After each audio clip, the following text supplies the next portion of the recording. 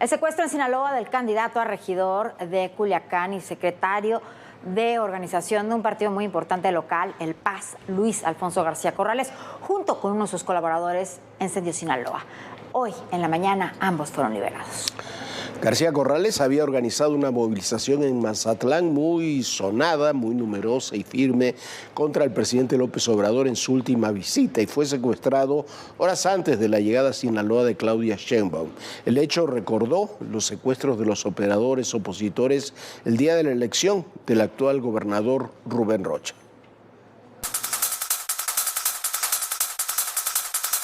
Es Alonso Luis García, candidato a regidor en Culiacán, Sinaloa, por el partido sinaloense, el PAS, y su acompañante, Juan Francisco Cerón Beltrán, quienes regresaron a sus casas sanos y salvos, luego de permanecer en calidad de desaparecidos desde el pasado 13 de abril. A través de redes sociales, el gobernador Rubén Rocha Moya lo confirmó, asegurando que ambos se encuentran con sus familias y reiterando el compromiso del gobierno estatal de garantizar la seguridad de los candidatos y la población en general. Sin embargo, ayer señaló otra situación. No puede quitarse la idea y la posibilidad de que sea un autosecuestro. Se trata de hipótesis. La realidad es que la falta de noticias sobre su paradero había provocado una serie de reacciones en el ámbito político, así como movilizaciones en todo el estado. Previo a su desaparición, Alonso Luis García encabezó la movilización en Mazatlán. Y su desaparición se dio un día antes a la llegada de la aspirante presidencial de Morena a Culiacán. Luis Alfonso García Corrales es considerado la columna vertebral del PAS. Él tiene las listas de promotores, activistas, movilizadores de su partido. Y esta situación recuerda lo ocurrido horas antes de las elecciones de 2021, cuando, según Ciudadanos, el cártel de Sinaloa privó de la libertad a más de un centenar de operadores políticos del PRI. El primero en ser privado de la libertad fue el secretario del PRI local, Alberto Salas. Salas fue despojado de toda la información relacionada con los operadores y con esos datos, según testimonios, sicarios del cártel recorrieron Culiacán secuestrando a la gente para evitar que ese partido ganara en esos comicios. Bueno, qué bueno que estos, el secretario de organización y el otro militante del PAS fueron regresados a sus hogares. Qué grave que el gobernador haya dicho ayer que podía haber sido un autosecuestro, pero además qué grave que sea el mismo hombre que organizó una manifestación contra el presidente López Obrador hace unos días cuando visitó Mazatlán y que haya sido secuestrado precisamente el día anterior a la llegada de la candidata Claudia Sheinbaum. Y que lo relacionemos, como veíamos en el reportaje, nos haga recordar inevitablemente a lo que sucedió en la elección del 2021. Sinaloa está con problemas muy delicados. El gobernador Rocha habla y suele hablar de más en todas las ocasiones. Pidió ya hasta la reelección del presidente López Obrador. Pero bueno, cuanto más se habla, menos se hace. Y esta es una demostración más de ello. Bueno, Jorge, lo veíamos y lo denunciaron ciudadanos precisamente en Sinaloa, que habían desaparecido previo a la elección varios operadores priistas. Y se preguntan qué pasó, por qué las autoridades no hicieron nada. El tema es que no hay una denuncia porque ninguno de estos operadores que fue secuestrado, que fue retenido, digamos, el día previo a la elección y durante la elección, presentó una denuncia porque obviamente, y me imagino, estaban aterrados. Sin denuncia no se pudo hacer una investigación en ese caso. Hoy sí hay que hacer una denuncia en torno a este hombre tan importante en el Estado. Y bueno, justo después de intentar encabezar una marcha en contra de la candidata del partido en el poder, desaparece. ¿Qué pasó? Y vamos a otro tema. En Tabasco fue desmantelada una célula criminal que operaba para el cártel Jalisco Nueva Generación. Entre los detenidos hay una mujer que es originaria de Guadalajara, Jalisco, y también hay 11 personas de Guatemala. ¡Agáchese, coño! ¡Agáchese a la verga! ¡Patricia!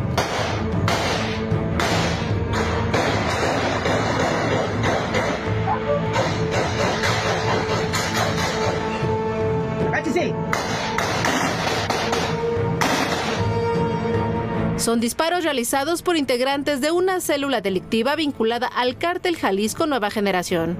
Ocurrió en el poblado Dos Montes, Tabasco, el pasado 6 de abril. Tras una llamada anónima, elementos del Ejército y de la Guardia Nacional realizaron un operativo en esa zona donde detectaron la presencia de los hombres armados en un inmueble de 2 niveles. El grupo civil se percató de la presencia de las autoridades y disparó contra ellas.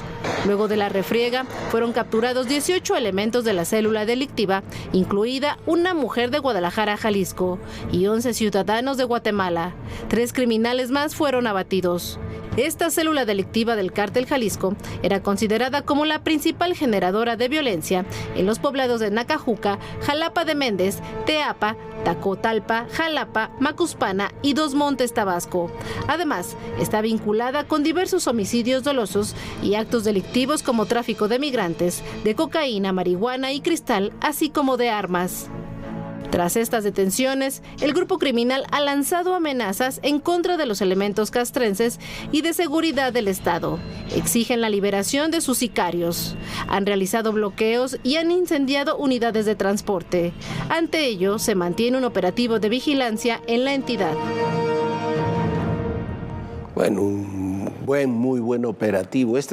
¿Recuerda usted que le hablamos del cártel Chiapas, Guatemala, de cómo se expresaban, que decían que no eran del cártel Jalisco, pero que estaban enfrentados con los chapitos y demás? Bueno, había 11 personas detenidas en esta célula originarias de Guatemala. Todo pinta de que lo que tenemos es una réplica de lo de Cárteles Unidos en Michoacán contra la Nueva Familia. Aquí tenemos una suerte de Cárteles Unidos, Chiapas, Guatemala contra los chapitos, y recibe este grupo del Cártel Jalisco un golpe muy serio días atrás.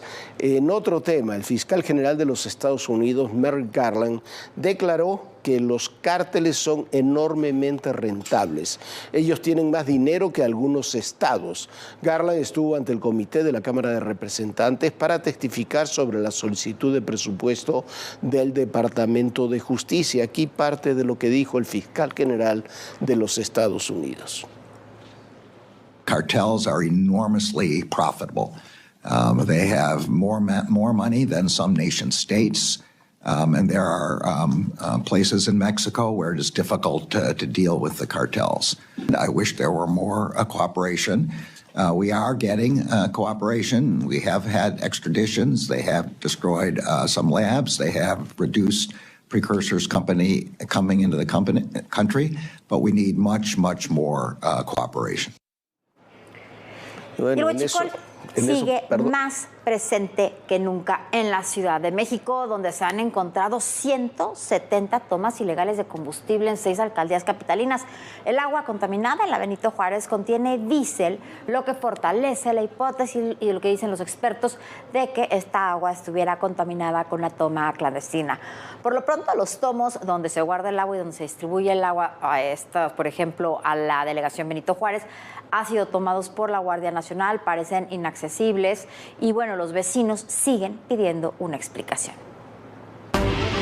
En la Ciudad de México sigue latente uno de los males que afecta a petróleos mexicanos, el robo de combustible. De acuerdo con reportes de Pemex, en el último año hubo un incremento, debido a que en 2018 detectó 85 tomas clandestinas identificadas.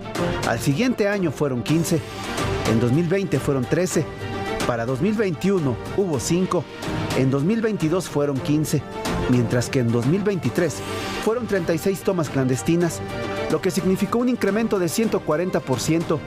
6 alcaldías concentran 170 tomas utilizadas por el crimen organizado. Se trata de Tlalpan, Azcapotzalco, Gustavo Amadero, Venustiano Carranza, Iztacalco y Miguel Hidalgo.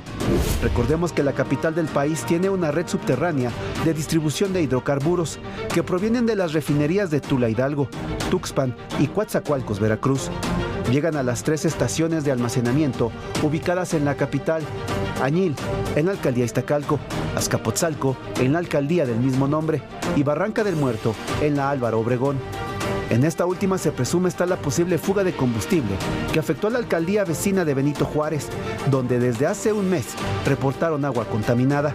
El pasado 15 de abril, los alcaldes de Benito Juárez y Álvaro Obregón denunciaron que la contaminación del agua fue con diésel, que habría sido consecuencia de la posible filtración de algún depósito o instalación de Pemex. El gobierno capitalino comenzó con la limpia de tinacos y tuberías de algunas colonias y con la repartición de agua potable.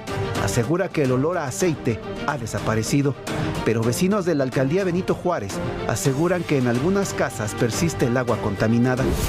Retiraron el plantón en el cruce de Avenida Insurgentes y Xola y señalaron que continuarán con su exigencia al gobierno capitalino para que investigue y resuelva el problema del agua contaminada. 3 pozos de agua en la alcaldía Benito Juárez permanecen bajo la vigilancia de la Guardia Nacional. Se trata de Jardín Pombo, Miraflores y Rosendo Arniz.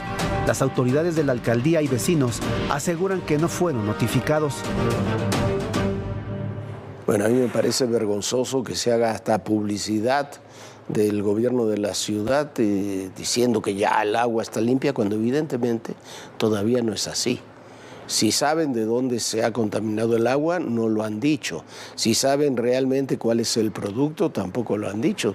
Dicen que es diésel, pero no hay un dictamen oficial. Es vergonzoso lo que está ocurriendo en este sentido y me parece más vergonzoso, primero, que se quiera decir que un problema está solucionado cuando no lo está. Y segundo, que se quiera mantener la secrecía absoluta cuando es un tema de salud pública y la gente tiene que estar informada. El presidente López Obrador dijo que se eliminará el análisis de riesgo para determinar si se da protección a candidatos que lo soliciten, al tiempo que la Guardia Nacional aseguró que la protección será de tiempo completo, porque había denuncias de que eran solamente durante el día y ya no era durante la noche. La pregunta es si eso realmente servirá en un proceso tan amplio con miles de candidatos como es el 2 de junio. Dicen que después del niño ahogado, a tapar el pozo. El aumento de la violencia política en el actual proceso electoral prendió las alarmas de los encargados de garantizar la seguridad de los aspirantes a un cargo de elección popular. De acuerdo con el sitio de investigación y análisis Laboratorio Electoral, hasta el sábado 13 de abril, 55 personas vinculadas con las elecciones han sido asesinadas. 28 de ellas eran aspirantes o candidatas.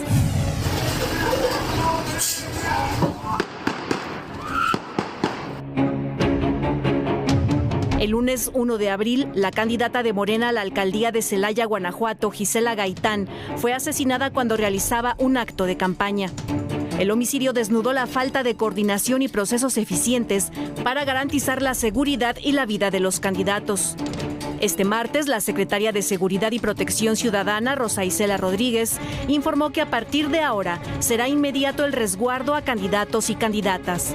Señaló que por instrucción del presidente López Obrador se eliminó el análisis de riesgo en las solicitudes de protección de candidatos, por lo que la protección es ágil, inmediata, sin pretextos y sin burocracias. La funcionaria dijo que hasta el 15 de abril se recibieron 273 solicitudes de aspirantes a algún cargo de elección popular y que no se rechazó alguna petición para ofrecerles protección. De parte de la Guardia Nacional y el Ejército Mexicano hay atención para todas y cada una de las solicitudes. De estas 273, en 250 se brindó la seguridad necesaria, en tanto que en 23 fueron declinadas por los propios peticionarios y al momento no tenemos ninguna en análisis de riesgo. La titular de la Secretaría de Seguridad dijo que se busca agilizar el proceso con el INE, así como dependencias locales, aunque reiteró que al gobierno federal le corresponde garantizar la seguridad de candidatos a la presidencia, 9 gubernaturas y al Congreso. De acuerdo con las cifras oficiales, del 1 de octubre a la fecha, se tiene registro de 15 asesinatos de candidatos o precandidatos, así como 9 homicidios de aspirantes que aún no tenían registro oficial ante fuerzas políticas o instituciones electorales. Este lunes, el presidente López Obrador dijo que el gobierno federal estaba en la disposición de flexibilizar y hasta eliminar los trámites del protocolo para dar seguridad a los candidatos a cargos de elección popular. Y si hace falta eliminar trámites para hacer más expedito el apoyo, lo hacemos. Ante las inquietudes por los gastos del personal de seguridad asignado a los candidatos y candidatas, el comandante de la Guardia Nacional, David Córdoba, señaló que el manejo de los recursos de la corporación se lleva a cabo acatando disposiciones y normas de austeridad. Dijo que cumplen con sus obligaciones por ley y con recursos autorizados por la Secretaría de Hacienda, por lo que tienen capacidad para proporcionar la seguridad a los diferentes candidatos sin requerir recursos adicionales. Para ADN 40, Fuerza Informativa Azteca. Del que somos el primer país exportador. Renunció, ¿por qué? Porque no estaba de acuerdo. La magnitud que ha tenido el narcotráfico mexicano. Las confrontaciones, las reacciones.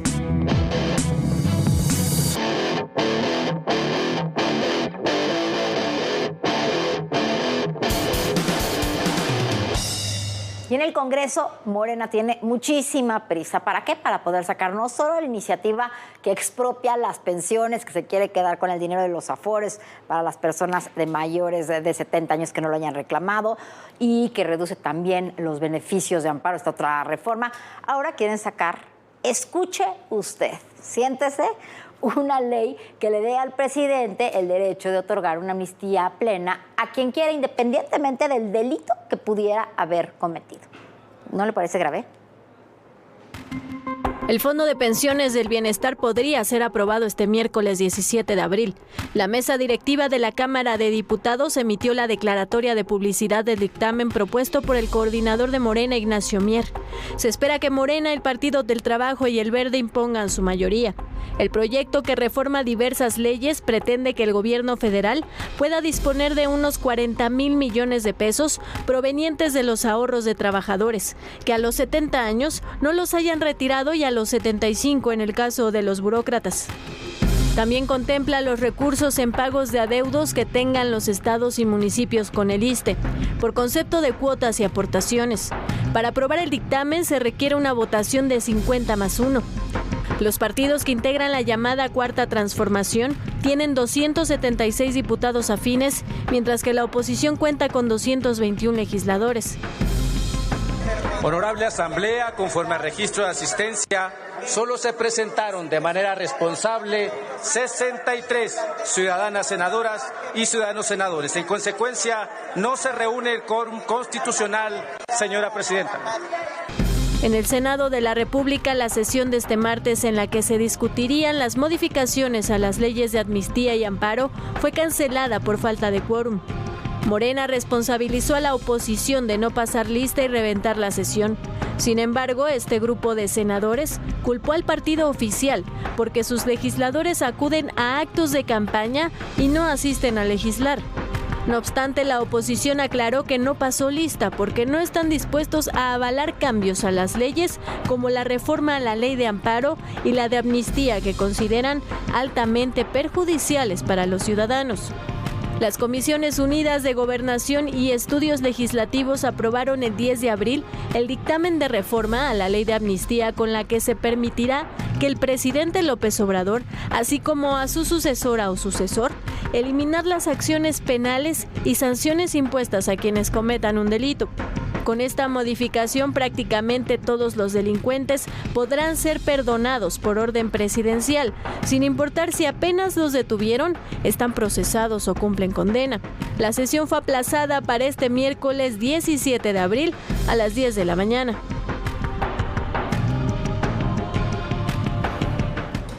Bueno, todo es una suma de barbaridades. Una de las iniciativas expropia el dinero privado de los cuentavientes que tienen el IMSS y el ISSSTE. La otra iniciativa reduce los derechos que usted, yo, todos tenemos en los juicios de amparo. Y la última le da al presidente un poder que nadie tiene, el poder de amnistiar a quien quiera, cuando quiera y por el delito que sea. Bueno, así están las cosas. Bueno, y por eso precisamente Morena y sus aliados están llamando a votar por este plan C, que el plan C significa que votes todo Morena o todo PT o todo Partido Verde para que puedan tener mayoría en el Congreso y en el Senado y así puedan pasar todas las reformas o todas las leyes que ellos quieran sin tener oposición. Ahí está el tema, ¿no, Jorge? Sí, por supuesto.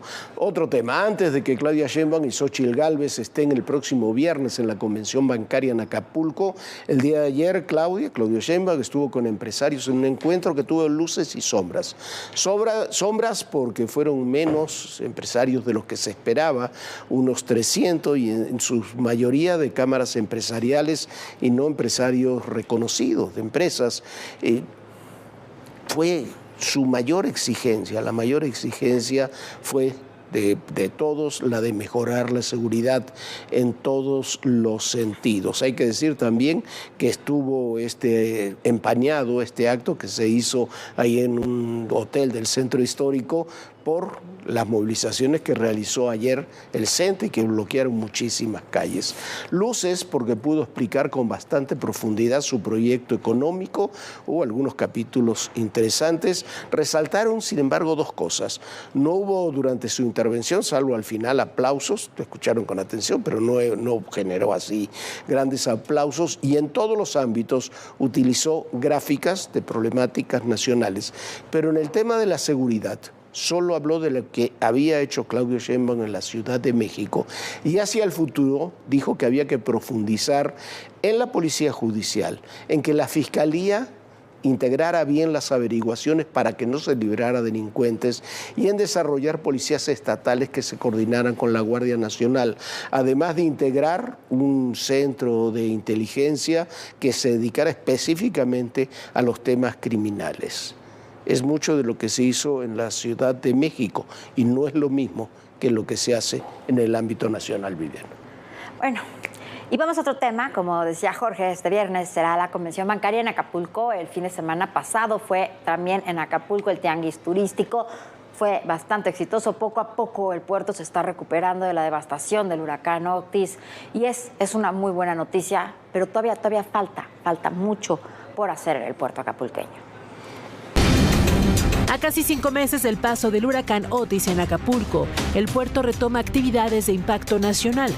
Aunado a una cada vez mayor disposición de cuartos de hotel para atender el turismo, así como eventos deportivos de primer nivel, la joya turística de Guerrero es sede de eventos de impacto nacional. La semana pasada se llevó a cabo la edición 48 del Tianguis Turístico de México.